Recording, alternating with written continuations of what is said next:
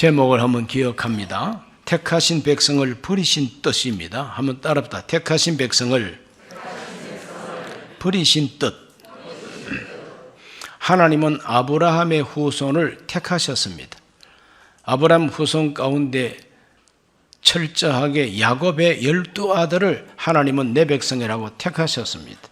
그 야곱의 12아들의 후손이 애굽에 내려가 가지고 430년 거주하는 동안에 마지막 세월은 노예가 되어버렸습니다.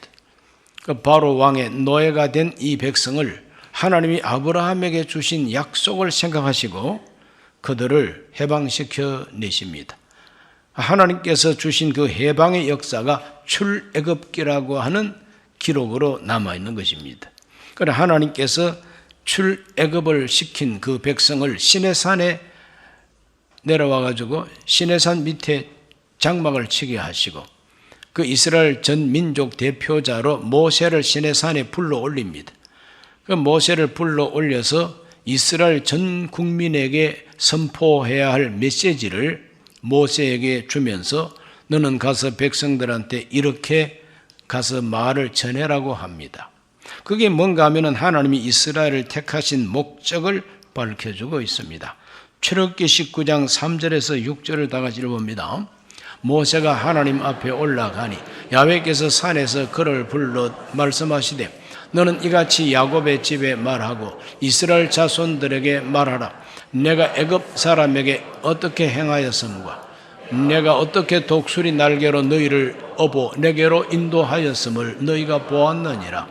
세계가 다 내게 속하였나니 너희가 내 말을 잘 듣고 내 언약을 지키면 너희는 모든 민족 중에서 내 소유가 되겠고 너희가 내게 대하여 제사장 나라가 되며 거룩한 백성이 되리라. 너는 이 말을 이스라엘 자손에게 전할지니라. 하나님은 시내산에서 모세에게 전하라고 주신 메시지가 있습니다. 너희들은 내 소유가 될 것이다. 너희들은 제사장 나라가 될 것이다.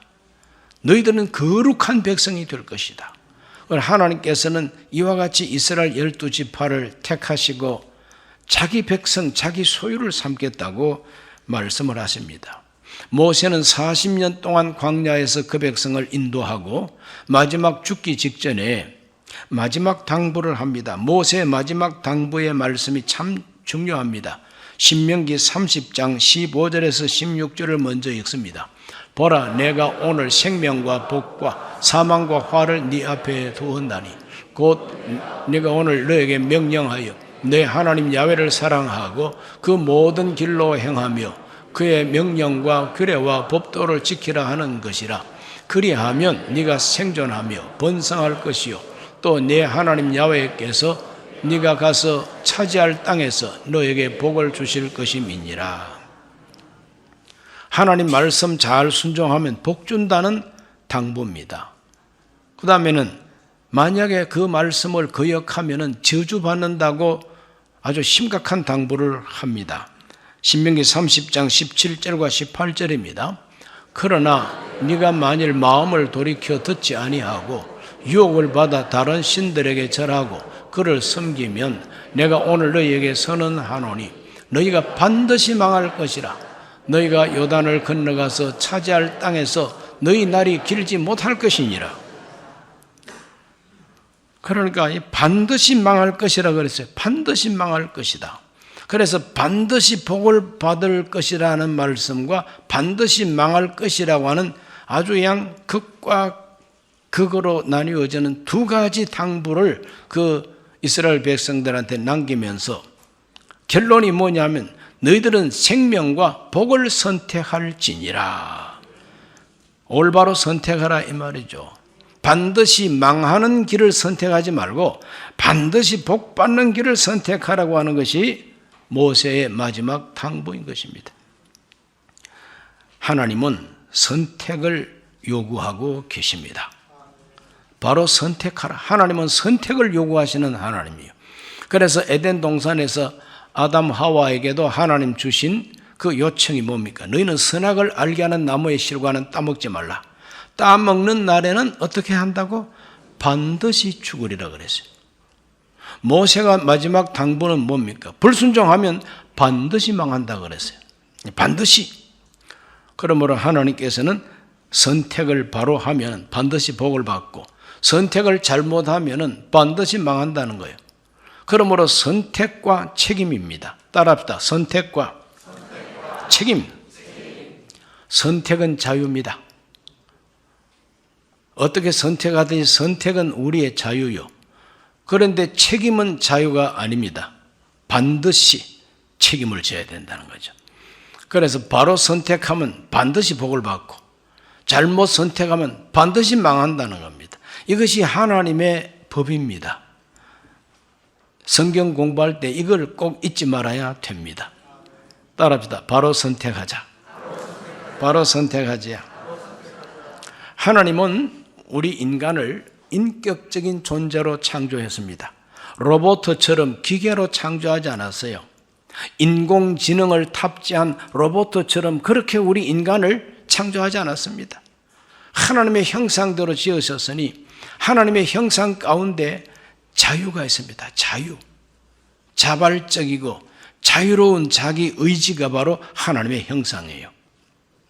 그래서 우리 인간에게 자유의지를 사용해서 즐거운 마음으로 하나님이 따먹지 말라고 한 그 선악과를 순종하는 마음으로 따먹지 말아야 하나님이 기뻐한다 이 말이죠. 자, 이렇게 하나님은 선택을 주시고 그 선택에 따르는 책임도 하나님은 반드시 묻는 하나님이죠. 그럼 선악과도 바로 잘못 선택했으니까 전체 인류가 죄에 빠지고 죽음에 빠지게 된 겁니다. 광야 생활할 때도 가데스에서 이제 가나안 땅에 올라갈 건가 말 건가 12정탐꾼 보냈다가 부정적인 보고를 받고 전 국민이 탄식하고 울었다 그랬어요. 감사해도 부족할 텐데 원망하며 울었다 그랬어요. 잘못 선택했어요. 그래서 하나님은 너희들이 잘못 선택했으니까 너희들 모조리 다 광야에서 죽으리라 그랬어요. 그때 청소년들은 하나님이 안 죽입니다. 이렇게 해서 그 후손들은 들어가게 하고 책임 있는 어른들 모조리 다 광야 생활하면서 다 죽었습니다. 모세도 못 들어갔어요. 아론도 못 들어갔습니다. 여호수아와 갈렙만 들어가게 됩니다. 선택과 책임은 엄격합니다. 사사시대에 그들이 하나님 떠나서 우상 숭배하면 반드시 망했습니다. 막 회개하고 하나님께 부르짖으니까 하나님이 사사를 세워서 독립시켜 주시고 다시 자유를 얻게 해 주십니다. 이와 같이 하나님은 선택에 대해서 반드시 책임을 묻는 하나님. 잘못 선택하더라도 그 잘못된 선택을 하나님이 억지로 바꾸지 않습니다. 잘못 선택해? 그래, 책임져. 이것이 하나님의 뜻인 것입니다. 그래서 이스라엘 백성들이 나중에 왕국을 세우긴 했지만 솔로몬 이후 그 왕들이 잘못 선택함으로 나라가 두 쪽 나버리고 그 두 쪽 난 왕국이 또 우상 숭배하니까 북쪽 이스라엘은 아시리아 제국한테 던져버리고 남쪽의 유다 왕국은 바벨로니아에게 던져버립니다. 멸망해버립니다. 이스라엘 역사가 왜 멸망합니까? 바로 지난주 수요일 날 공부했죠. 왜 멸망합니까? 그들이 반드시 멸망할 수밖에 없었던 것은 하나님의 언약을 저버리고 불순종하고 우상을 숭배했기 때문이죠. 이처럼 하나님은 반드시 우리에게 선택의 자유를 먼저 주십니다. 그 다음에 책임을 지게 하십니다. 우리가 구원받는 것도 전적으로 하나님의 은혜이긴 하지만 우리 인간에게도 책임을 하나님은 주시는 것입니다. 볼지어다 내가 문 밖에 서서 두드리 노니 누구든지 내 음성을 듣고 문을 열면 내가 들어가서 그와 더불어 먹고 마신다 그랬어요. 우리 하나님이 하나님의 주권을 가지고 우리 마음 문을 발로 꽉 차버리고 들어오지 않습니다. 문 열어. 안 열어? 문고리 확 빼버리려. 하나님은 그런 하나님이 아니다 이 말이죠. 문 밖에 서서 두드린다 그랬어요. 이건 뭡니까? 문 안에 있는 저와 여러분의 인격을 존중하게 여기시고 잘못 선택하더라도 우리의 선택을 존중히 여기시는 분이 하나님이다 이 말이죠. 영접하는 자, 곧 그 이름을 믿는 자들에게는 하나님 자녀가 되는 권세를 준다 그랬죠. 영접하는 게 뭡니까? 영접하는 것은 억지로 비굴하게 영접하는 게 아니죠. 영접은 기쁜 마음으로 즐거운 마음으로 내 집을 오픈하고 어서 오십시오. 이것이 영접 아닙니까? 그와 같이 바로 선택하면 구원을 받는다 이 말이죠. 잘못 선택해서 들어오지 마세요. 난 나 혼자 살 거요. 이래서 안 믿으면 지옥 갑니다. 누구 책임이요? 자기 책임이에요. 선택의 결과인 것입니다. 하나님은 절대로 억지로 하지 않습니다. 사랑도 억지 사랑은 사랑이 아니에요. 오늘부터 나 사랑해? 다른 데 눈방울이 돌아가기만 해라. 확 셔린다. 여러분 결혼이라고 했는데 신랑이 그따위로 나오면은 신부가 진정한 사랑의 마음이 생기겠어요? 이건 나를 갖다가 노예 취급을 하고 말이지. 사랑의 노예 취급을 하고 나를 자기만 위해주는 기계 취급을 해. 그건 사랑이 아닙니다. 그렇기 때문에 하나님은 저와 여러분이 자유로운 의지를 가지고 하나님을 섬기고 하나님을 영접할 수 있는 선택의 기회를 우리에게 주시는 것입니다. 잘못 선택하면 또 반드시 망하게 되어 있는 거예요. 따라합시다. 하나님의 버리심에도 뜻이 있다. 하나님은 이스라엘 백성들을 버리셨어요. 멸망시켜 버렸어요. 그 멸망시킨 하나님의 그 뜻 속에도 깊은 진리가 있다 이 말인 것입니다. 자, 하나님이 왜 버리셨느냐? 택한 백성을 왜 버리셨느냐? 그 버리신 하나님의 뜻이 무엇이냐? 첫째, 죄에 대한 심판의 확고함을 위해서 버렸습니다. 죄에 대한 심판이 틀림없다고 하는 걸 보여줘야 되는 거예요. 죄 지으면 반드시 죽는다 그래 놓고 죄를 지어도 죽이지도 아니하고 그냥 내버려두고 잊어버리고 있으면 아이고 하나님은 저런 하나님이야. 그러니까 열심히 죄 짓자. 어쩌려고 이렇게 이제 사람이 간땡이가 이제 부어오르기 시작하는 거예요. 하나님께서는 택한 백성이라 할지라도 죄에 대한 심판이 틀림없다고 하는 걸 보여주는 거죠. 그래서 경건한 사람들은 나라가 망할 때 하늘 쳐다보고 원망합니다. 하나님 왜 우리가 망해야 됩니까? 아브라함, 이삭, 야곱의 후손이 왜 망해야 됩니까? 우리가 하나님 택한 백성 아닙니까? 그런데 이러기십니까? 이럴 수 있습니까? 이렇게 이제 항거할 수도 있죠. 그러나 하나님은 더 큰 눈을 뜨고 보시니까 그래 너는 그렇지만 너의 백성들 대다수가 다 죄에 빠져버렸어. 그러므로 내가 말한 대로 죄를 지으면 반드시 망해야 돼. 잔소리하지 마. 같이 망해. 이것이 하나님 뜻이다 이 말이죠. 에레미야 6장 19절 읽어봅니다. 에레미야 6장 19절. 땅이여 들으라. 내가 이 백성에게 재앙을 내리리라. 이것이 그들의 생각의 결과라. 그들이 내 말을 듣지 아니하며 내 율법을 거절하였음이니라. 이것이 그들의 생각의 결과라 그랬어요. 잘못 생각한 결과가 멸망이다 이 말입니다. 잘못 생각했다 이거죠. 그러므로 결과를 우리에게 주실 때 우리는 그 결과를 인정해야 됩니다. 내가 뭔가 잘못하고 죄 지었으니까 이런 결과가 내게 왔다. 하나님 그게 뭡니까? 회개하겠습니다. 가르쳐 주십시오. 이래야 올바른 태도지. 하나님께 악다고 하면서 내가 뭘 잘못했다고. 그동안에 11조 바친 게 얼만데. 김장할 때 가가지고 코가 매우고 그러면서도 봉사했는데 이게 뭐냐 하고 이렇게 한 거 할 수도 있겠지만 그건 잘못 선택하는 거예요. 오늘 우리 모두가 다 생각의 결과, 선택의 결과를 산다는 걸 알고 겸손하셔야 됩니다. 겸손하셔야 돼요. 하나님의 심판은 언제나 정의롭고 공의롭습니다. 믿지 않는 불신 세계에 있어서 법원이나 대법원이나 이런 데 가면은 어떠한 조각이 있는가 하면은 헬라 신화에 나오는 디케라고 하는 여신의 조각이 있습니다. 그 여자신 얼굴을 가렸어요. 오른손에 칼 들었어요. 왼손에 저울을 들었어요. 이 저울은 바로 올바로 판단한다 이 말입니다. 이 저울은 모속이잖아요.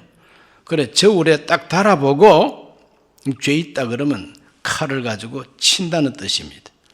그런데 왜 눈을 가려느냐 하면은 앞에 있는 사람 낯을 보지 않겠다는 거예요.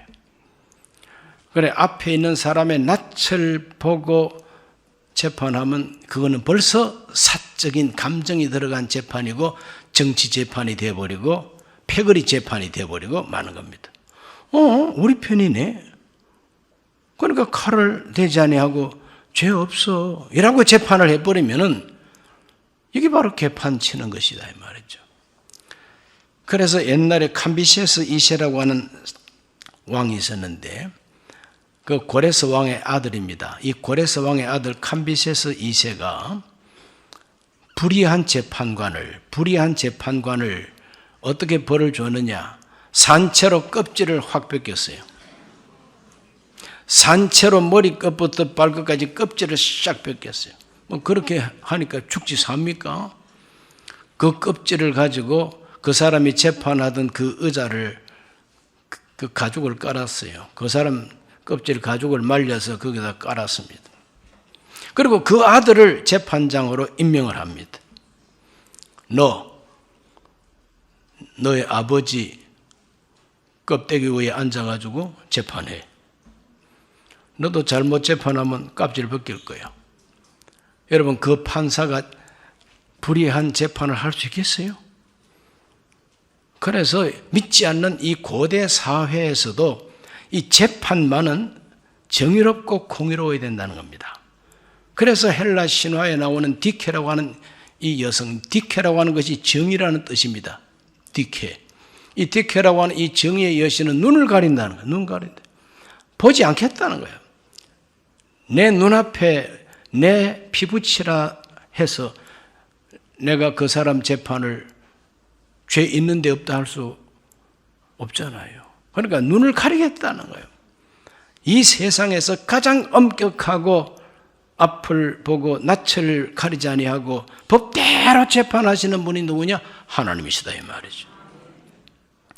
하나님은 자기 독생자라 할지라도 자기 독생자 예수가 개인적으로 지은 죄가 아무것도 없다 할지라도 남의 죄를 책임지니까 그래 책임져 하고 십자가에서 죽여버렸습니다. 이것이 하나님의 재판이에요. 재판은 이래야만 된단 말이에요. 자기들 정당 또 자기들 고향 또 자기들하고 뜻을 같이 하는 패거리라고 그래서 재판을 개판을 치는 현상이 오늘날 대한민국에서 자행되고 있습니다.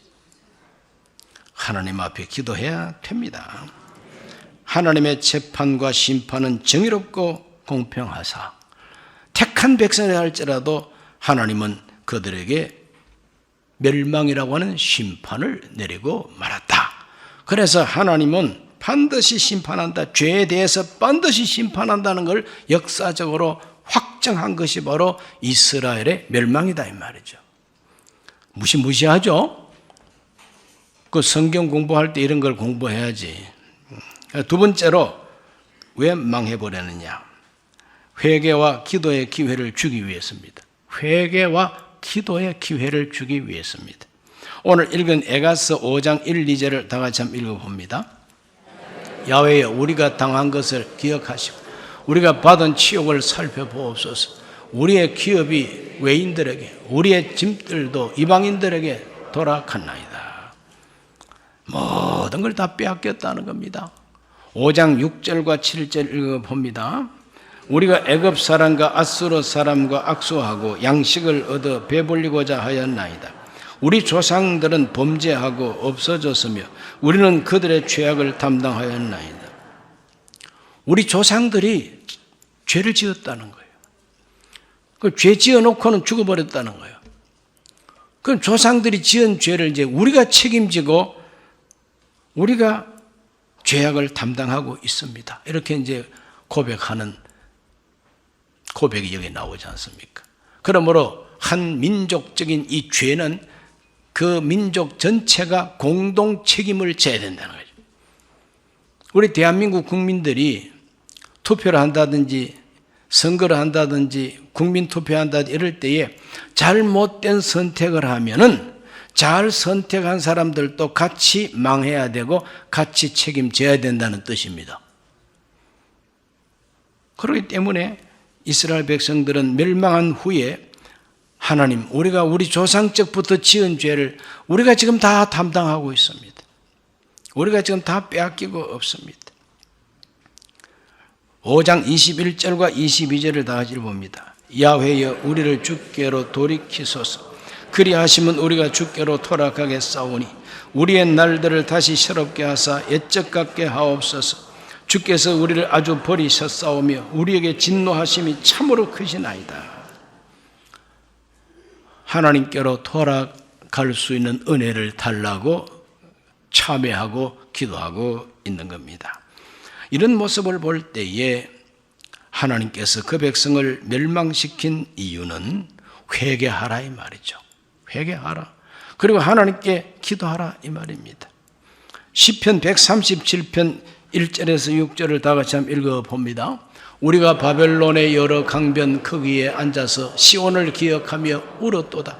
그 중에 버드나무에 우리가 우리의 수금을 걸었나니 이는 우리를 사로잡은 자가 거기서 우리에게 노래를 청하며 우리를 황폐하게 한 자가 기쁨을 청하고 자기들을 위하여 시온의 노래 중 하나를 노래하라 함이로다.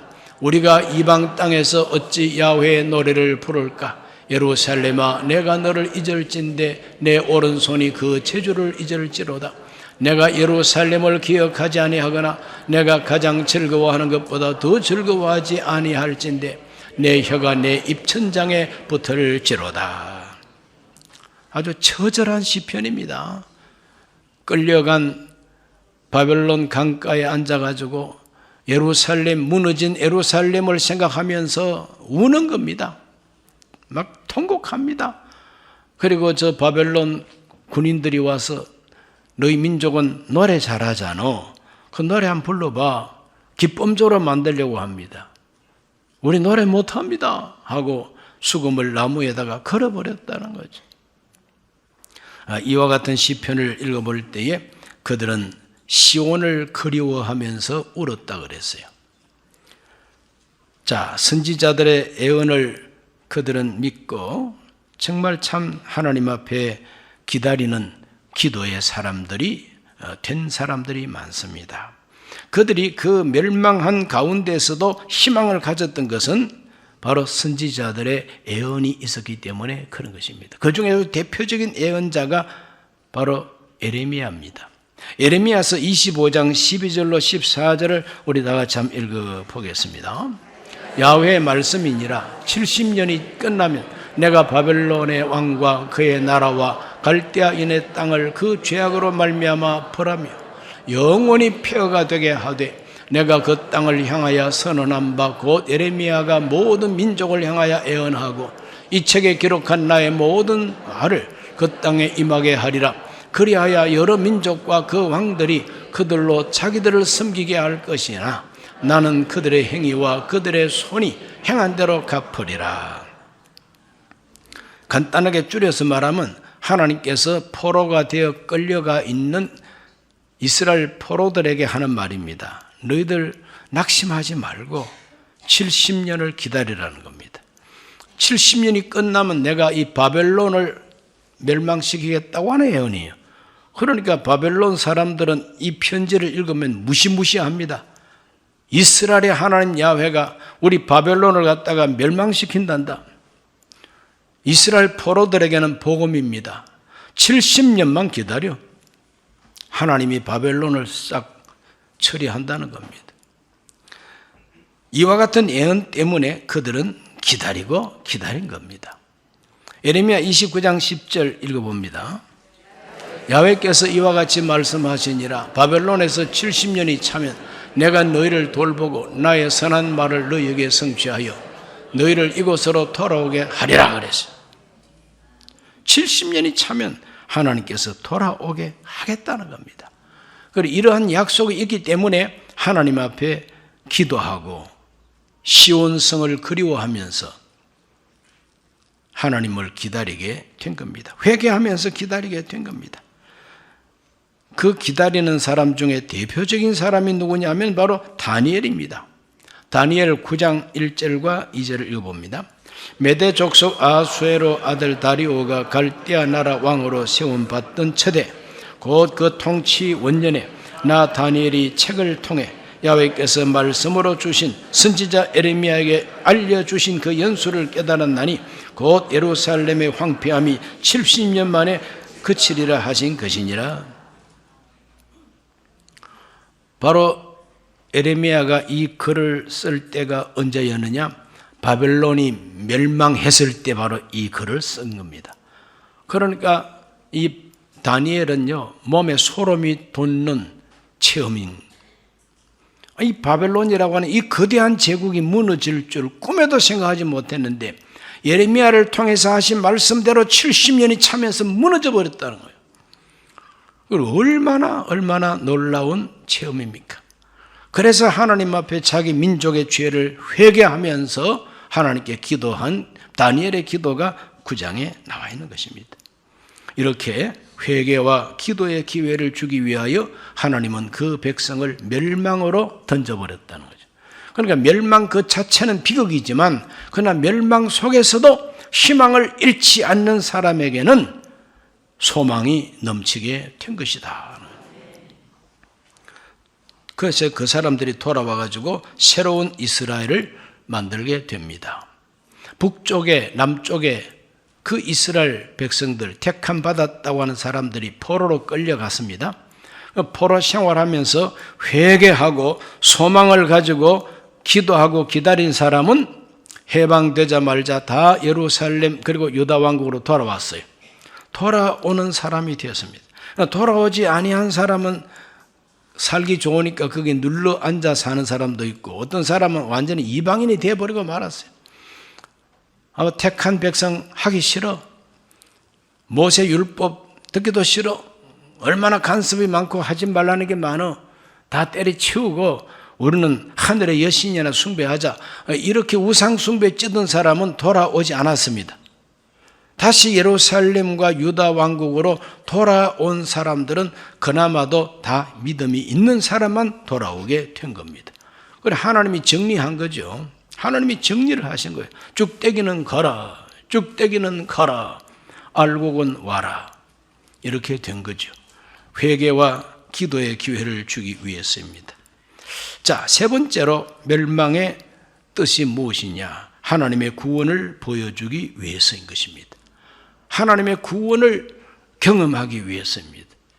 이스라엘 백성들이 아주 오랜 옛날에 애굽에서 홍해바다가 갈라지면서 해방을 받고 요단강 갈라지면서 가나안 땅에 왔다고 하는 역사적 교훈을 압니다. 그러나 그건 어디까지나 까마득한 옛날의 이야기다 보니까 현실적인 하나님의 구원을 잘 몰라. 그래서 하나님은 나라를 멸망시켜 놓고 70년 만에 다시 그들에게 구원을 주고 자유를 주고 해방을 줍니다. 그걸 경험하다 보니까 야, 하나님이 진짜 구원의 하나님이로구나 경험하게 된 거죠. 에스라서 1장 1절로 4절을 다 같이 읽습니다.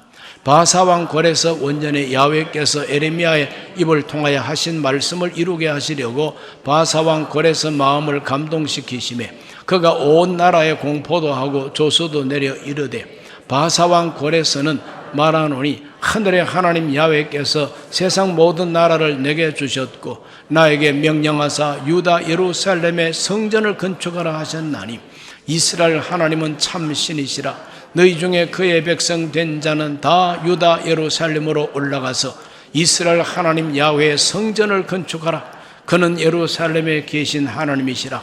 그 남아있는 백성이 어느 곳에 머물러 살든지 그곳 사람들이 마땅히 은과 금과 그 밖의 물건과 짐승으로 도와주고 그 외에도 예루살렘에 세울 하나님의 성전을 위하여 예물을 기쁘게 드릴지니라 하였더라.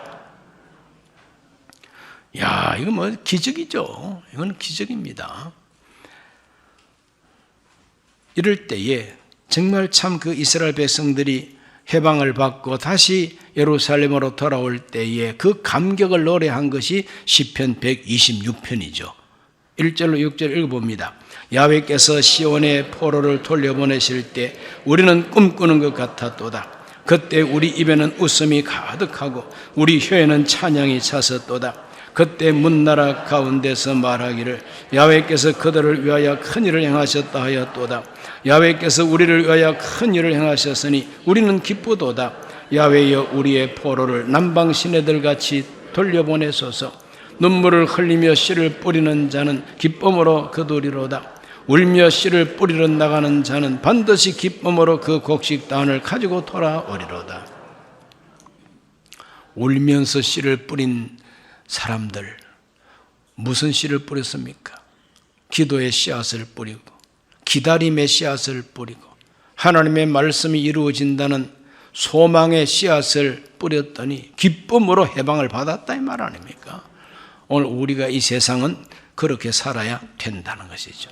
하나님의 구원을 맛보게 하기 위하여 하나님은 그들을 멸망시켜 주셨습니다. 역사 속에서 생생한 체험이었죠. 그들은 그때부터 그리스도에 대한, 즉 메시아 사상이 생겨나게 된 겁니다. 이 메시아 사상이 뭐냐면 하나님이 이스라엘을 다시 구원할 위대한 왕 지도자를 보낸다는 하나님의 약속인 것입니다. 에스겔을 통해서 약속했고 에레미야를 통해서 약속했고 이사야를 통해서 약속했습니다. 그 이사야를 통한 약속을 읽어봅니다. 이사야 44장 28절로 45장 1절까지입니다.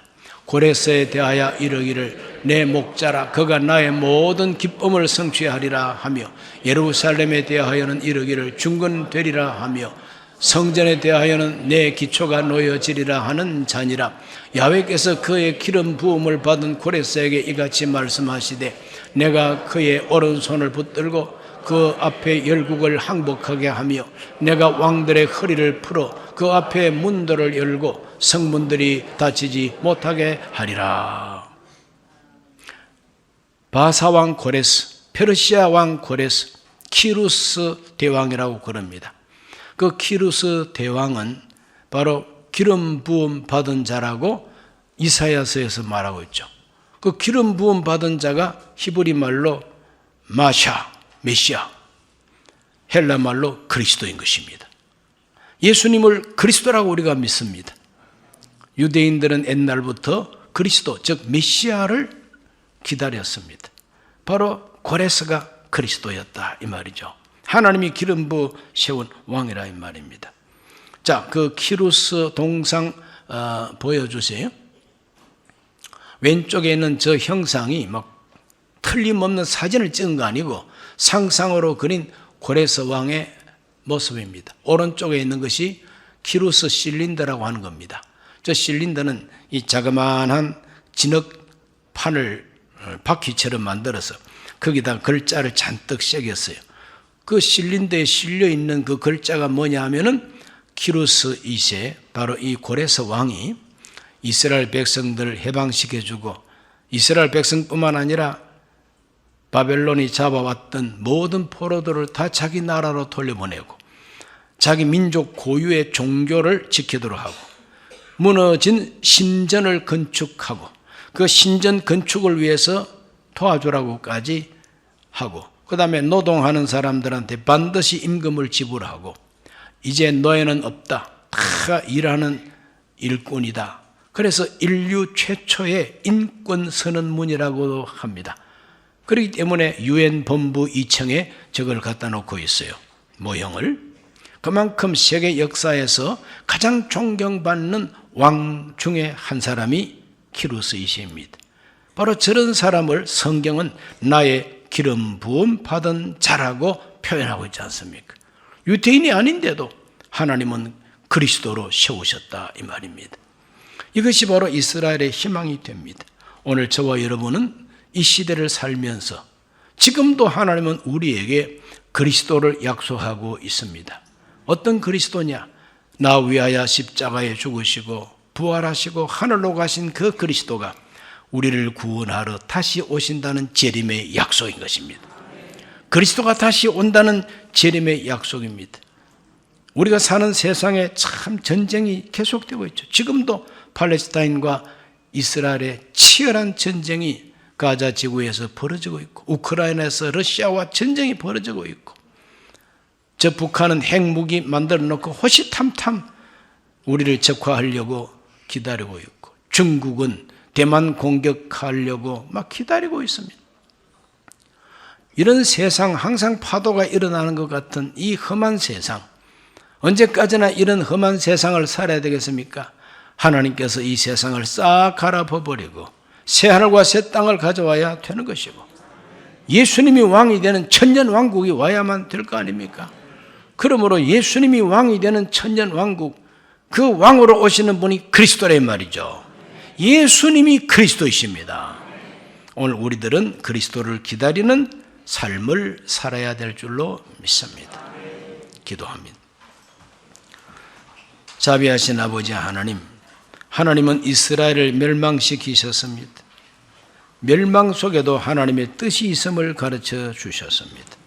심판은 반드시 이루어진다는 것과 회개와 기도의 기회를 주시고 하나님의 구원을 경험하게 하기 위하여 하나님은 택한 백성들도 하나님 낯을 봐주지 아니하고 심판하셨습니다.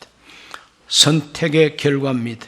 오늘 우리 모든 성도들은 날마다 순간마다 바로 선택할 줄 알게 하여 주시고 하나님의 은총 가운데 살게 해 주옵소서. 예수님 이름으로 기도하옵나이다. 아멘.